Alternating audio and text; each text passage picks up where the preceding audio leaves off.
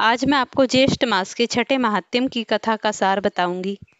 छठे अध्याय के सार को सुनने या पढ़ने मात्र से ही व्यक्ति के जीवन में सुख, शांति, समृद्धि का वास होता है। अगर आपको ये वीडियो अच्छी लगती है तो आप इन्हें लाइक और शेयर करें। चैनल पर नए हैं तो चैनल को सब्सक्राइब करें। प्रेम से बोलिए श्री ज्येष्ठ मास की जय हो। अब मैं आगे की कथा कहती हूँ। पूर्व काल में पार्वती ने शिवजी भगवान से कहा कि इस व्रत का संपूर्ण फल क्या है। कलयुग के प्रारंभ होने पर धुरजुटी नाम का एक ब्राह्मण रहता था। वह संपूर्ण ऐश्वर्य से युक्त था। उसके घर में सुख समृद्धि का वास था। वह ब्राह्मण विष्णु भगवान का अनन्य भक्त था। वह संतों की सेवा करता, पूर्ण निष्ठा के साथ अपनी प्रजा का पालन करता और धार्मिक कार्यों में अपनी विशेष रुचि रखता था। उस ब्राह्मण की भक्ति पूजा से प्रसन्न होकर भगवान ने उसके घर में एक कन्या का जन्म दिया। जब ब्राह्मण की कन्या विवाह योग्य हुई तो उसने अपनी पत्नी से विचार किया और उसके योग्य वर देखने के लिए वह इधर उधर नगरों में अनेक राजाओं के मंडपों में जाकर योग्य वर न मिलने से अत्यंत दुखी हुआ और फिर तपोवन में ऋषियों के पास जाना स्टार्ट कर दिया। फिर वह कौशिक ऋषि के आश्रम में गया और वहां पर उसने एक श्रेष्ठ ब्राह्मण को देखा। उस ब्राह्मण का नाम रूपराशि था, लेकिन उसके माता पिता नहीं थे। फिर धुरजटी ने अपना पूरा वृत्तांत समस्त ऋषियों के सम्मुख रखा।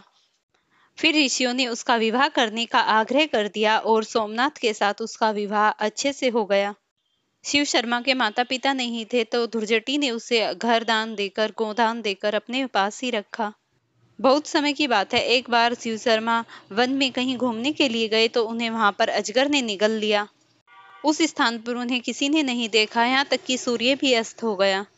जब शिव शर्मा घर नहीं लौटे तो उसके सास ससुर, दामाद और पत्नी ने उन्हें वन के हर एक कोने में मिसाल लेकर ढूंढा और ना मिलने पर अत्यंत दुखी होकर निराश अपने घर को लौट गए। पूर्व काल में बहुत दिनों के बाद एक दिन वहां पर नारद जी पहुंचे और नारद जी उससे कहने लगे कि हे भद्रा, आप ज्येष्ठ मास का हर रोज महात्म करो और विष्णु भगवान की पूजा करो।